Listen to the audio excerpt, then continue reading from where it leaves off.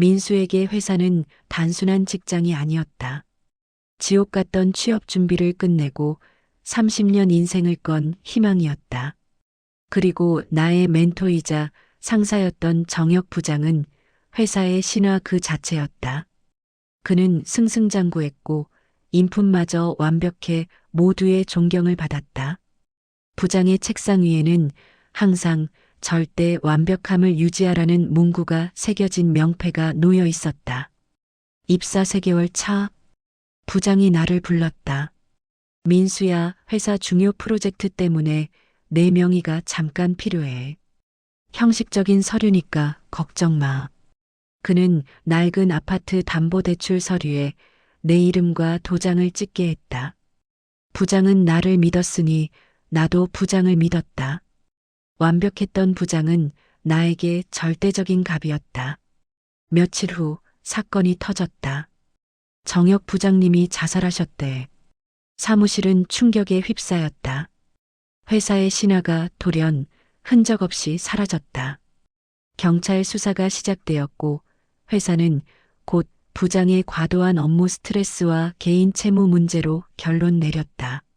나는 부장의 죽음을 애도했지만 곧 안도했다. 부장과의 명예 거래는 이제 끝난 일이라고 생각했다.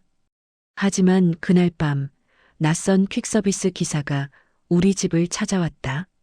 정혁 부장님께서 사망 직전에 신입사원 김민수 씨에게 전해달라고 하셨습니다. 중요한 서류라고 했습니다. 나는 봉투를 받아들었다. 안에는 정혁 부장이 직접 쓴 마지막 유서가 들어 있었다. 신입사원 김민수에게 내가 왜 죽었는지 궁금하지? 너 때문이야. 나의 이름이 쓰여 있었다. 유서의 내용은 섬뜩했다. 부장은 자신의 자살이 나의 비밀 때문이라고 적었다. 나는 부장의 죽음과 아무 상관이 없었다. 하지만 유서는 계속되었다. 유서 뒤에는 두꺼운 계약서가 첨부되어 있었다. 제목은 인생 바꿔치기 계약서였다. 내용은 충격적이었다. 내가 회사의 프로젝트를 위해 서명했던 대출 서류는 시작에 불과했다. 부장은 지난 3개월 동안 내 명의로 회사의 모든 비자금 유용, 불법 주식 투자, 심지어 횡령까지 진행했었다. 내가 받은 1,000만 원의 입사 보너스는 사실 내 명의로 받은 대출금이었다. 계약서에는 이렇게 적혀 있었다. 나는 나의 모든 부채와 범죄 행위를 신입사원 김민수에게 이관한다. 김민수는 나의 사망으로 인해 나의 모든 법적, 금전적 책임을 승계한다. 이건 유서가 아니라 나를 향한 파멸적인 협박이었다. 그리고 계약서 마지막 장에는 부장의 유일한 가족, 그의 아내와 딸 사진이 붙어 있었고 그 밑에 부장의 필체로 마지막 문장이 적혀 있었다. 내가 이 모든 빚을 갚지 않는다면 나의 모든 채권자들은 내 가족을 찾아갈 것이다. 아니면 내 가족 전체가 빚더미에 앉을 것이다. 선택해라, 김민수. 나는 머리가 하얗게 비었다. 부장은 자신의 죽음을 이용해 나의 명의를 완벽하게 자신의 방패로 만들고 나의 인생을 해킹한 것이다. 회사의 신하였던 부장의 완벽함은 나를 파멸로 몰아넣기 위한 치밀한 함정이었다. 잠깐, 시청자 여러분, 당신의 명의로 수백억의 빚이 생겼다면 어떻게 하시겠습니까? 부장의 자살 뒤에 숨겨진 이 잔혹한 인생 해킹 진실을 함께 파헤쳐 주세요. 좋아요와 구독으로 파국을 막을 단서를 찾아봅시다. 나는 계약서를 찢어버리고 싶었지만 찢을 수 없었다. 이 계약서는 나를 법적으로 올가매고 있었고 빚더미에 앉을 나의 가족을 지키기 위한 유일한 더러운 방패이기도 했다. 신입사원의 희망은 이제 거대 부채의 늪이 되었다. 부장의 유서와 계약서를 받아든 다음 날 아침, 현실의 공포가 시작됐다. 출근길에 확인한 내 휴대폰 문자 메시지는 온통 계좌, 지급 정지, 채무 불이행, 경고장으로 가득했다. 통장 잔고는 물론 새로 개설한 적 없는 주식 계좌와 부동산 압류 통보까지 내 명의로 도착했다. 나는 순식간에 수백억 빚을 진 범죄 용의자가 되어 있었다. 나는 회사에 갔다. 부장의 책상은 깨끗하게 치워져 있었고 모두가 그를 과로사한 비운의 영웅으로 애도했다. 나는 팀장에게 부장과의 명예 거래에 대해 말하려 했지만 입이 떨어지지 않았다. 회사의 신하였던 부장의 범죄를 신입사원이 폭로한다는 것은 결국 내가 회사의 신하에 흠집을 낸 반역자가 되는 길이었다. 퇴근 후 나는 아내에게 아무 일도 없었다는 듯 웃었다. 하지만 아내가 여보, 택배가 왔는데 무슨 서류인지 봉투가 너무 두꺼워요라고 말했을 때 심장이 멎는 줄 알았다. 서류 봉투에는 XX 캐피탈 최종 경고장이라고 적혀 있었다. 나는 아내 몰래 그 서류를 쓰레기통 깊숙한 곳에 구겨 넣었다. 나는 진실을 파헤치기 위해 부장의 행적을 조사했다. 부장이 자주 갔던 술집, 그가 마지막으로 사용했던 차량, 부하 직원들과의 관계. 부장과 가장 가까웠던 것은 나 말고 3년 전 입사했던 김동욱 대리였다.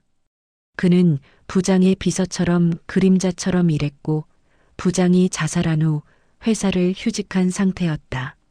나는 동욱 대리에게 연락했다. 처음에는 거절했지만 나는 그에게 부장의 유서와 인생 바꿔치기 계약서의 존재를 언급했다. 저만 당한 줄 알았는데 동욱 대리의 목소리가 떨렸다. 우리는 외곽의 허름한 카페에서 만났다. 동욱 대리는 부장과의 관계를 털어놓았다. 동욱 대리 역시 입사 직후 부장의 협박에 의해 개인 신용카드와 통장을 부장에게 넘겨주고 3년 동안 부장의 사금고 역할을 했었다. 부장이 동욱 대리에게 준 돈은 매달 소액의 생활비뿐이었다. 부장은 동욱 대리를 실험용 모르모트처럼 이용했던 것이다. 부장님은 모든 걸 회사 프로젝트라고 속였어요.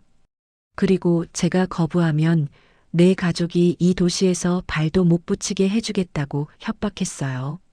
저 말고도 당한 사람이 더 있을 겁니다. 동욱 대리는 충격적인 사실을 알려주었다. 부장이 자살하기 한 달 전, 부장은 회사 비밀번호를 알려주며 인수인계를 부탁했다고 한다. 그런데 인수인계 대상은 동욱 대리가 아니라 김민수였다. 부장은 동욱 대리의 명의를 다 쓰고 내 명의를 최종 파멸의 방패로 선택했던 것이다. 그날 밤 나는 집에 돌아왔다. 현관문 앞에 선명하게 붉은 잉크로 쓴 경고 문구가 붙어 있었다. 김민수 3일 내로 20억을 상환하라. 내 집 담보로 잡았다. 마이너스 어둠의 손.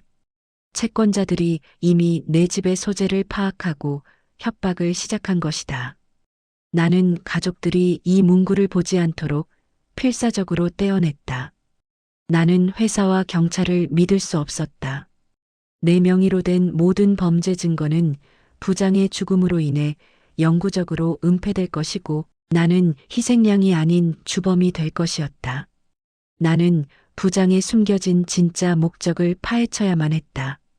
부장이 유서와 계약서를 나에게 보낸 것은 나에게 마지막으로 남긴 복수의 기회일 수도 있었다. 나는 부장의 유품 속에서 숨겨진 금고의 단서를 찾아야만 했다. 채권자들이 남긴 붉은 경고 문구는 나의 삶을 멈추게 했다. 나는 사표를 냈지만 회사는 받아주지 않았다. 명의상 내가 부장의 모든 범죄 행위를 이어받았기에 회사는 나를 붙잡아두려 했다. 경찰 수사는 부장의 자살로 인한 개인 채무로 종결되었고 모든 책임은 명의자인 나에게 전가되었다. 나는 곧 구속될 처지였다. 아내에게는 끝까지 진실을 말할 수 없었다. 아내에게는 내가 회사 프로젝트 문제로 잠시 고통받는다고 둘러댔다. 하지만 나의 초조함은 숨길 수 없었고 아내의 눈빛에는 불안과 의심이 서려 있었다. 나는 동욱 대리와 함께 부장의 유품에 접근할 방법을 찾았다. 회사가 부장의 명패와 짐 일부를 유족에게 넘기기 직전 우리는 보안이 허술한 창고로 잠입했다. 부장의 짐 상자 속은 겉모습처럼 완벽하게 정리되어 있었다. 하지만 낡은 만년필 통 속에서 작고 은밀한 열쇠 하나가 나왔다. S은행 VIP 금고라고 새겨져 있었다. 부장이 자신의 모든 비밀을 여기에 숨겨놓았을 것이다. 열쇠를 확보한 직후 동욱 대리의 휴대폰으로 섬뜩한 문자가 도착했다. 발신 어둠의 손 정혁의 열쇠를 내가 가졌군. 그 열쇠를 가져와. 아니면 내 가족의 보험금을 내 명의로 바꿀 것이다. 내가 시킨 일에 끼어들지 마라. 어둠의 손. 부장을 죽음으로 몰아넣고 나의 인생을 해킹한 진짜 배우였다. 그들은 부장의 자살을 완벽하게 위장했으며 부장이 죽기 전에 열쇠의 존재를 이미 알고 있었다. 우리는 즉시 은행으로 달려가 금고 개봉을 시도했다. 그러나 은행 직원은 금고의 명의가 정혁의 장녀 이름으로 되어 있어 명의자가 아니면 열 수 없다고 했다. 부장은 죽는 순간까지도 치밀했다. 나는 부장의 장례식장에서 겨우 한 번 봤던 부장의 딸을 찾아 나섰다. 어렵게 부장의 아내를 만났다. 그녀는 남편의 자살과 남겨진 수십억의 빚 때문에 이미 정신적으로 무너져 있었다. 부장님 아내분, 저는 김민수입니다. 부장님이 저에게 남기신 서류가 있습니다. 하지만 부장님은 저를 희생시키고 싶지 않았을 겁니다. 부장님은 모든 진실을 은행 금고에 숨겼습니다. 열쇠는 제가 가지고 있습니다. 부장의 아내는 믿지 않았다. 당신 같은 신입이 왜 우리 남편의 열쇠를 가지고 있습니까? 당신이 우리 남편의 짐을 훔쳐간 범인 아니에요? 그녀는 나를 향해 경찰에 신고하겠다고 했다. 나는 절박했다. 경찰이 오면 늦습니다. 부장님이 저에게 모든 죄를 뒤집어 씌운 유서가 있습니다. 하지만 금고 안에는 부장님이 당신의 가족을 지키려 했다는 마지막 양심이 있을지도 모릅니다. 그때 문 밖에서 누군가 문을 두드렸다. 낮고 위협적인 목소리. 김민수 씨 안에 계신가요? 어둠의 손에서 왔습니다. 열쇠를 건네주세요. 아니면 여기서 모두 끝내겠습니다. 부장의 아내는 창백하게 질렸다. 그녀는 그 목소리를 알았다. 그들이에요. 남편을 협박했던 사람들 남편은 이들을 피해서 스스로 목숨을 끊은 거예요. 나는 부장의 아내에게 열쇠를 건네는 대신 그녀의 손목을 잡고 창문 밖으로 도망쳤다. 우리는 부장의 가족을 노리는 어둠의 손에게 쫓기게 되었다. 결국 나는 부장의 딸 명의를 도용해서라도 은행 금고를 열어야 했다. 부장의 자살은 복잡하게 얽힌 금전적, 윤리적 파국이었고 그 파국의 열쇠는 내가 아니라 부장의 마지막 양심에 달려 있었다. 부장의 아내와 나는 창문을 넘어 필사적으로 도망쳤다. 등 뒤에서 어둠의 손 조직원들이 쫓아오는 소리가 들렸다. 우리는 곧장 S은행 본점으로 향했다. 우리가 금고를 여는 동안 경찰이나 언론을 부를 시간이 필요했다. 은행 앞에서 우리는 부장의 딸 명의자와 만났다. 부장의 아내가 딸에게 모든 것을 설명했고 딸은 아버지가 자신을 지키려 했다는 말에 눈물을 글썽이며 협조했다. 우리는 은행 보안실 직원에게 부장의 마지막 유품을 확인해야 한다며 딸을 내세웠다. 그들이 망설이는 사이 나는 동욱 대리에게 연락해 은행 앞으로 가짜 유언장 유출이라는 내용을 담은 기자들을 보내달라고 요청했다. 은행 로비에 기자들이 들이닥치자 보안실은 당황했고 우리는 그 틈을 타 VIP 금고실로 들어갈 수 있었다. 금고실은 차가웠다. 딸은 떨리는 손으로 아버지의 금고 열쇠를 넣고 돌렸다. 금고 문이 열렸다. 금고 안에는 돈다발도 금괴도 없었다. 대신 외장 하드 디스크 하나와 낡은 명패 하나가 놓여 있었다. 절대 완벽함을 유지하라고 새겨진 부장의 명패였다. 우리는 외장 하드를 급히 은행 창구 컴퓨터에 연결했다. 하드 속에는 정혁 부장이 자살 직전에 남긴 마지막 영상 파일이 들어 있었다. 영상 속 부장은 완벽했던 모습과 달리 초췌했다. 영상 속 부장 민수야. 내게 이 짐을 지운 건 용서받을 수 없는 죄다. 하지만 이 방법밖에 없었다. 내 명의는 어둠의 손에게 이미 완전히 장악되어 있었고 그들이 나의 죽음을 위장하여 내 딸과 아내에게 보험금을 타내려 했어. 나는 내 가족을 지키기 위해 내 명의를 방패로 삼을 수밖에 없었다. 부장은 울부짖었다. 내 모든 범죄와 빚은 내 명의로 옮겨졌지만 그 모든 돈은 어둠의 손의 검은 돈이다. 나는 그 돈의 흐름을 역추적할 수 있는 마스터키를 이 하드에 남겼다. 이 증거를 검찰에 넘겨. 그러면 내 명의는 깨끗하게 풀릴 것이다. 대신 나의 모든 죄도 함께 밝혀지겠지. 이것이 내 마지막 양심이다.